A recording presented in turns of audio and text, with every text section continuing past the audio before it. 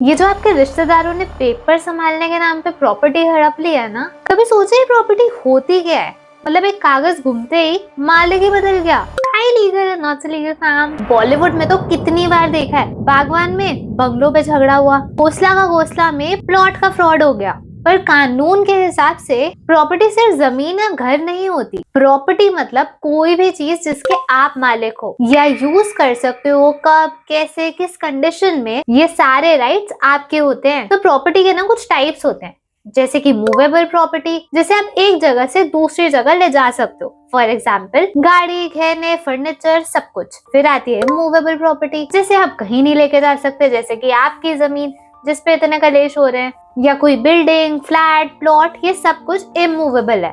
फिर आती है टैंजिबल और इनटैंजिबल प्रॉपर्टी।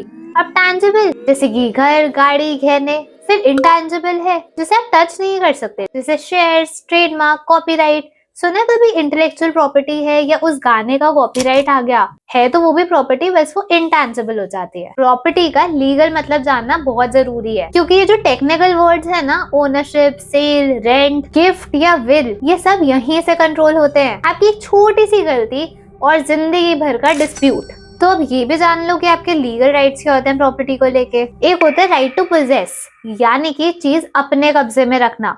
फिर आता है right to use and enjoy, यानी कि आप आराम से उस चीज का मजा उठा सकते हो। जैसे मेरे घर का गार्डन है भाई, मैं उस पे कितने भी पेड़ पौधे उगाऊं, इट्स माय प्रॉपर्टी। फिर आता है राइट टू ट्रांसफर, यानी कि आपकी प्रॉपर्टी, आप उसे बेच सकते हो, आप किसी को गिफ्ट कर सकते हो, या फिर अपनी विल में भी लिख सकते हो। फिर आते हैं राइट टू एक्सक्लूड अदर्स, मतलब आप किसी को रोक सकते हो, मेरी प्रॉपर्टी है, मेरा रूल चलेगा, तुम दफा हो सकते हो, मतलब तमीज से। और फाइनली आते हैं राइट टू डिस्पोज, यानी कि जब चाहो प्रॉपर्टी छोड़ सकते हो, बेच सकते हो, डिस्ट्रॉय कर सकते हो, लेकिन ओनली इफ लॉ अलाउ करता है तो अगली बार कोई बोले ना ये प्रॉपर्टी मेरी है, तो चेक कर लेना कि भाई कौन सा राइट है, कौन सी प्रॉपर्टी है और कौन से डॉक्यूमेंट्स है। और इससे पहले तुम्हारे रिश्तेदार आ जाने प्रॉपर्टी हड़पने, अपनी प्रॉपर्टी सेफगार्ड कर लो। और ऐसे ही मेरी A to Z सीरीज को फॉलो कर लो, क्योंकि हर रोज मैं आती हूँ एक लीगल वर्ड को सिंप्लीफाई करने सिर्फ आपके लिए।